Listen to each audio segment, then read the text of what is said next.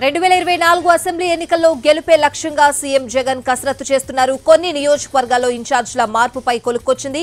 ఉభయ గోదావరి, ప్రకాశం, నెల్లూరు, చిత్తూరు, అనంతపురం, కృష్ణా జిల్లాల్లో పలు నియోజకవర్గాల్లో ఇన్ఛార్జీలను మార్చే ఛాన్స్ ఉంది.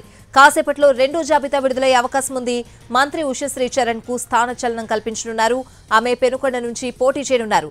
దర్శి బాధ్యతలు మాజీ ఎమ్మెల్యే శివప్రసాద్ కు అప్పగించనున్నట్లు తెలుస్తోంది. వాటితో పాటు మళ్ళీ ఈరోజు ఇంకొక 27 స్థానాల్లో కొంత మార్పులు చేర్పులు, కొన్ని కొత్త పేర్లు కూడా మరి చేశాము.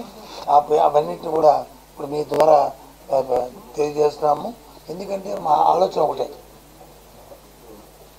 గెలుపుకి అవకాశాలు ఉంటాయో, ఎవరైతే ప్రజాసేవలో అంకితమై ఉన్నారో వారిని అలాగే కొత్త వాళ్ళని తీసుకొచ్చినప్పుడు గెలుపుకి అవకాశం చేయాలనేది, అలాగే పాత వాళ్ళు కూడా వాళ్ళ పార్టీ కార్యక్రమాలకి ఇంకా మిగతా కార్యక్రమాలకి వాళ్ళకి కూడా గౌరవించి చేయాలనేది పార్టీ తాలూకు ఆలోచన, ముఖ్యమంత్రి గారి తాలూకు ఆలోచన. ఆ నేపథ్యంలోనే ఈరోజు 27 స్థానాలకి మరి చేశాము. వరుసగా మరి చెబుతున్నాం, తమ అందరూ కూడా దాన్ని తీసుకోవాల్సిందిగా కోరుతున్నాం.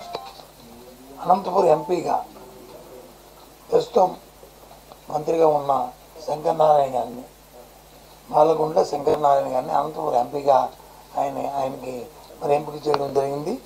అలాగే హిందూపూర్ ఎంపీగా శ్రీమతి దోళదరాజు శాంత, ఆవిడ కూడా మాజీ పార్లమెంట్ సభ్యురాలు. ఆవిడ్ని మరి ఎంపీగా ఆవిడని ఎంపిక చేయడం జరిగింది. అలాగే అరకు ఎంపీ ఎస్టీ, ఆ ఎంపీగా శ్రీమతి కొట్టుగుళ్ళ భాగ్యలక్ష్మి, అంటే ఇప్పుడు పాడేరు ఎమ్మెల్యేగా ఉన్న భాగ్యలక్ష్మిని ఆవిడని అరకు ఎంపీగా ఆవిడని ఎంపిక చేయడం జరిగింది. అలాగే రాజాం ఎస్సీ కాన్స్టిట్యున్సీకి ఎమ్మెల్యేగా డాక్టర్ తాళ్ళ రాజేష్, ప్రముఖ డాక్టరు, స్థానికుడు, ఆ డాక్టర్ తాళ్ళ రాజేష్ని ఆయన్ని ఎంపిక చేయడం జరిగింది. అలాగే అనకాపల్లి ప్రస్తుతం ఉన్న మంత్రి గారిని వారిని వచ్చి వారి సేవలు నిర్వహించుకుంటూ, అలాగే మలసాల భరత్ కుమార్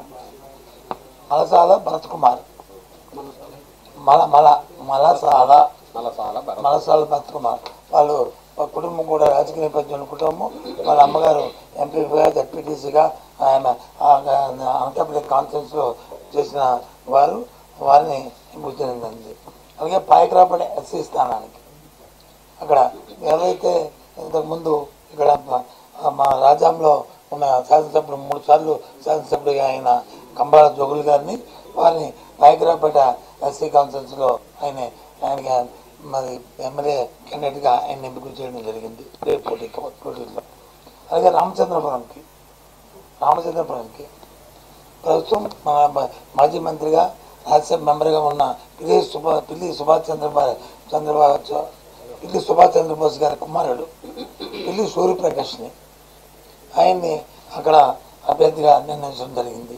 పి గన్నవరం ఎస్సీ విపత్తి వేణుగోపాల్ ప్రస్తుతం ఎవరైతే జడ్పీ చైర్పర్సన్ ఉన్నారో, జడ్పీ చైర్మన్గా తూర్పుగోదావరి జిల్లాకు ఉన్న ఆయన్ని అక్కడ అభ్యర్థిగా ఎంపిక చేయడం జరిగింది.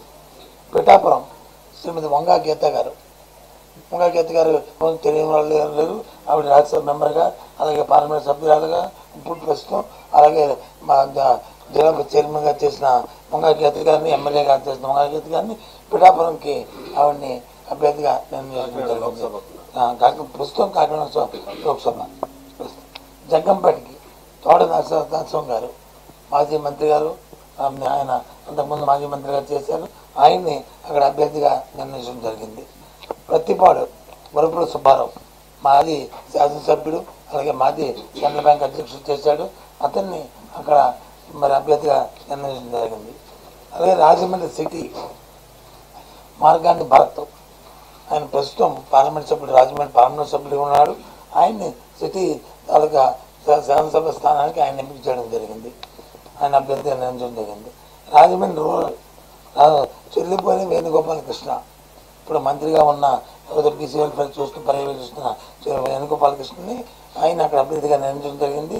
ఆయన ఇంతకుముందు జిల్లా చైర్మన్గా కూడా మరి తూర్పుగోదావరి జిల్లాకు చేసిన వ్యక్తి ఆయన. అలాగే పోలవరం ఎస్టీ కాన్స్టిట్యున్సీకి శ్రీమతి ఎల్లం రాజ్యలక్ష్మి ఎవరైతే బాలరాజు గారు ఉన్నారో సీనియర్ శాసనసభ్యులు వారి తాలూకా సతీమణి రాజలక్ష్మి గారిని ఎంపీ చేయండి అక్కడ అభ్యర్థిగా నిర్ణయించడం జరిగింది. అది బిఎస్ ముబ్బాల్ అహ్మద్ మైనార్టీకి చెందినవాడు, స్థానికుడు.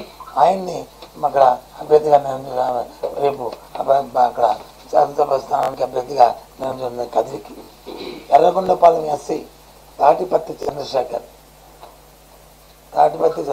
SC constituency Yerragondapalem. అక్కడ ఎమ్మికనూరు మాచాని వెంకటేష్ ఒక బలహీన వర్గాలకు సంబంధించిన వ్యక్తి. ఆ మాచాని వెంకటేష్ని అక్కడ మరి అభ్యర్థిగా శాసనసభ స్థానానికి పార్టీ తరఫున అభ్యర్థిగా నిర్ణయించడం జరిగింది. తిరుపతికి బొమ్మన అభినయ్ రెడ్డి ఎవరైతే ప్రజెంట్ శాసనసభ్యుడిగా టీటీడీ చైర్మన్ ఉన్న కమలాకర్ రెడ్డి గారి కుమారుడు అభినయ్ రెడ్డిని వచ్చి అక్కడ శాసనసభ స్థానానికి అభ్యర్థిగా నిర్ణయించడం జరిగింది. గుంటూరు ఈస్ట్ శ్రీమతి షేక్ నూరి ఫాతిమా ఎవరైతే మరి గుంటూరు ఈస్ట్ ఎమ్మెల్యేగా ఉన్న వారి తాలూకా కుమార్తెని అక్కడ మరి ఈ స్థానానికి వచ్చి ఎమ్మెల్యేగా మా అభ్యర్థిగా నిర్వహించడం జరిగింది. మచిలీపట్నం పేర్ని కృష్ణమూర్తి ఎవరైతే ఇప్పుడు పేర్ని నాని గారు ఉన్నారో మరి వారి తాలూకా తనయుడు మరి కృష్ణమూర్తి గారు, అంటే వాళ్ళ నాన్నగారు పేర్ని కృష్ణమూర్తి గారు అని ఎక్స్ఎంపీ గారు ఎక్స్ మినిస్టర్ గారు ఉండేవారు. ఆ కృష్ణమూర్తి గారి పేరునే ఈ అబ్బాయి కూడా పెట్టారు. ఆ కృష్ణమూర్తి మళ్ళీ ఇప్పుడు పోటీ చేస్తున్నాడు, నాని గారి అబ్బాయి. వారిని అభ్యర్థిగా నిర్ణయించడం జరిగింది. అలాగే చంద్రగిరికి చెవిరెడ్డి మోహిత్ రెడ్డి, చెవిరెడ్డి భాస్కర్ రెడ్డి స్థానిక శాసనసభ్యులుగా ఇప్పుడు అక్కడ శాసనసభ్యులు ఉన్నాడు. వారి తాలూకా ధనుడు మోహిత్ రెడ్డిని అభ్యర్థిగా నిర్ణయించడం జరిగింది.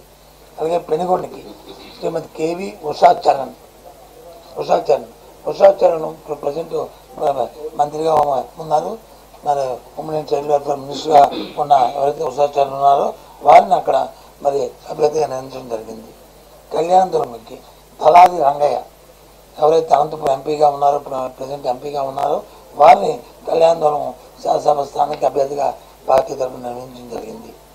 అరకు ఎస్టీ శ్రీమతి గొట్టేటి మాధవి ఈవిడి ఇప్పటి వరకు పార్లమెంట్ సభ్యులుగా ఉన్నారు.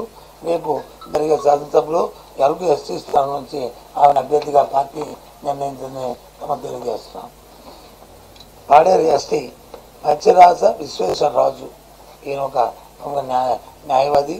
ఆయన ఆ న్యాయవాదిని విశ్వేశ్వరరాజుని అక్కడ పాడేరు ఎస్టీ స్థానానికి ఆయన శాసనసభ అభ్యర్థిగా మా పార్టీ తరఫున నియమించడం జరిగింది.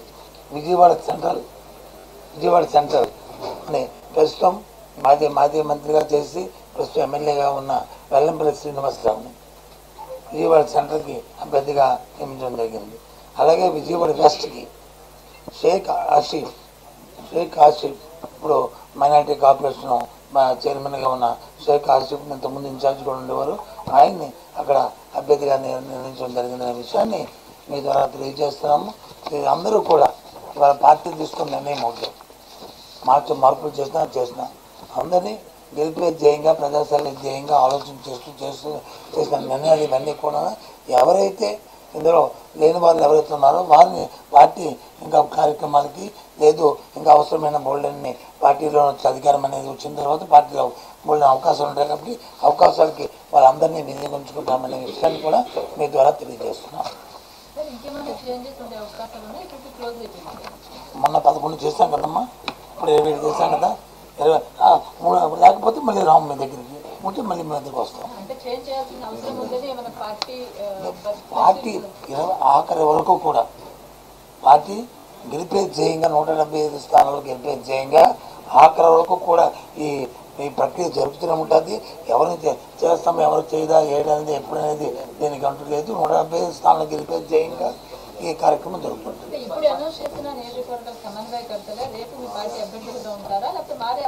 చెప్పాను కదా ఉంటారని ఇప్పుడే చెప్పింది, అనౌన్స్ చేశాను. రేపు మా అభ్యర్థిగా పోటీ చేస్తానని చెప్పాను కదా తల్లి, చెప్పాను కదా. ఈ రాజకీయ పార్టీ ప్రక్రియ ఎప్పుడు కూడా ఇలాంటి ఎన్నికల సందర్భాలు వచ్చినప్పుడు అటు ఇటు వస్తుంటారు వెళ్తుంటారు. మా పార్టీ తరగతి నిర్ణయం మాత్రం ఎవరు వచ్చినప్పటికీ కూడా ఎవరు చేసినప్పుడు కూడా వారి తరగతి గుణగణాలు పార్టీలో ఉన్న వారికి ప్రజల్లో ఉన్న ఎలివేషను దాంతోపాటు మా పార్టీ పట్ల మా నాయకుడి పట్ల నా అంకిత భావం అన్ని బేరీజులు వేసుకొని నిర్ణయాలు తీసుకుంటాం. ఇప్పుడు విషయం ఏంటంటే నేను మొన్న 11 పెట్టాం, ఈరోజు 27, ఇవాళకి ఇది అంతా జరగనియండి ఈ డిస్కషన్. ఆ విషయం ఏదైతే మీరు అడుగుతున్నారో రేపు మళ్ళీ వస్తాం, మళ్ళీ ప్రస్తావన పెడతాం, అప్పుడు మనం మాట్లాడతాం. కొంతమంది సిట్టింగ్ ఎమ్మెల్యేలు మా సర్వేలు బాగున్నా కూడా మమ్మల్ని మారుస్తున్నారని చెప్పేసి అసంతృప్తి వ్యక్తం చేస్తారు. ఇవాళ కోటరపట్టు కానీ జగంపేట ఎమ్మెల్యే గారు కానీ సరే, వాళ్ళు ఏం చెప్పారో దాన్ని మేము నిర్ణయం చేయట్లేదు, లేకపోతే దాన్ని వ్యతిరేకించలేదు, దానికి యాడ్వాన్స్గా మేము చెప్పట్లేదు. పార్టీ తాలూకా నిర్ణయం పార్టీ ఆలోచన చేసి 175 స్థానాలు గెలిపే ధ్యేయంగా పనిచేస్తున్న నేపథ్యంలో వాళ్ళ సేవలు కూడా వినియోగించుకుంటాము. ఇంకొక రకంగా వాళ్ళ సేవలు తీసుకుంటాము, వాళ్ళకి కూడా ప్రాముఖ్యత ఇస్తాము. వాళ్ళకి కూడా ఏ విధమైన ఇబ్బంది లేకుండా పార్టీ చూస్తుందనే విషయాన్ని మీ ద్వారా తెలియజేస్తున్నాం. అంతే. ఓకే.